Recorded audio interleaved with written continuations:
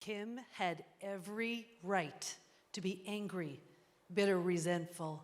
Her siblings promised they'd take care of her parents when the time came.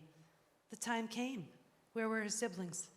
Her mom, the narcissist, always put her down, never made her feel loved, cared for, special.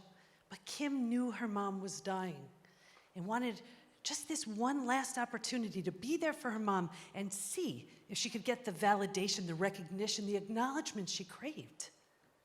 Because she was taking so much time away from work to be with her mom, Kim lost her job. Her family was counting on that money.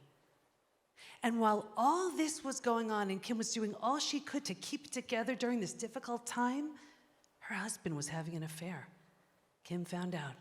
Her world imploded. She was so sad, so angry, so confused, so heartbroken. How could he do this? Why was all this happening to her? She was a good person. She never did anything wrong. At first, she could barely function. So her doctor put her on a mood stabilizer and anti-anxiety medication just to help her get through the day. She couldn't sleep, so she took something to help her get through the night. At first, she couldn't eat, but eventually, she was emotionally eating, putting on lots of weight. Her friends wanted to be there for her, but they had their own issues going on, and it was so hard so draining to listen to Kim tell the same story over and over and over again. Kim felt so alone, so broken, so desperate for relief. There was one thing she hadn't tried. It had never been right for her, but when we're desperate, we do desperate things. So she looked into it. She didn't need a prescription, required no downtime, had no side effects, worked for lots of other people. She could access it from anywhere, at any time, and it was free. The catch: she'd have to bypass the logical, rational mind in order for it to work. I'm talking about forgiveness. Forgiveness makes no sense to the logical, rational mind. Think about it. Someone does something hateful, harmful, hurtful, and forgiveness says, yes, and for your sake, forgive anyway. Because when you do, you release the power all that pain has over you. Think about it. That person who hurt you, they may not know, care, remember. They may not even be alive. And here you are, walking around with physical, mental, and emotional symptoms, anxiety, depression, sleep and digestive issues, and inability to feel safe, to trust, because of what someone did years, maybe even decades ago. Do you see all the power you are giving that person and continue to give that person?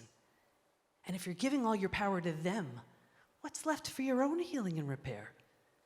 See, the challenge is we're so used to using logic to make our decisions. It's what got us here.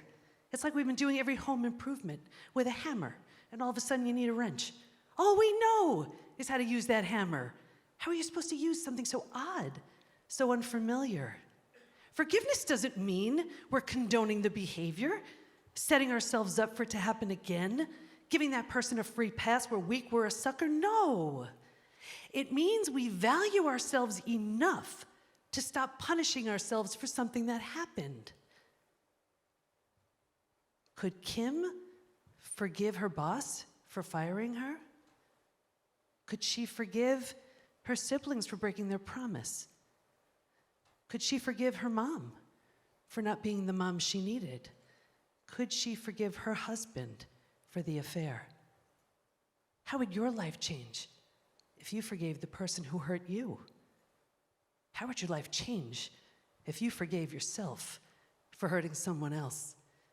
In a world where we have never been more divided, more disconnected, more alone, more lacking in communication and connection, what would happen if we brought something like forgiveness into our future?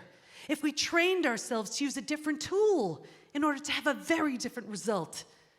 If we brought back something old in order to create something so beautiful, so new? Using age-old wisdom for a brighter and better tomorrow? That's the future of health.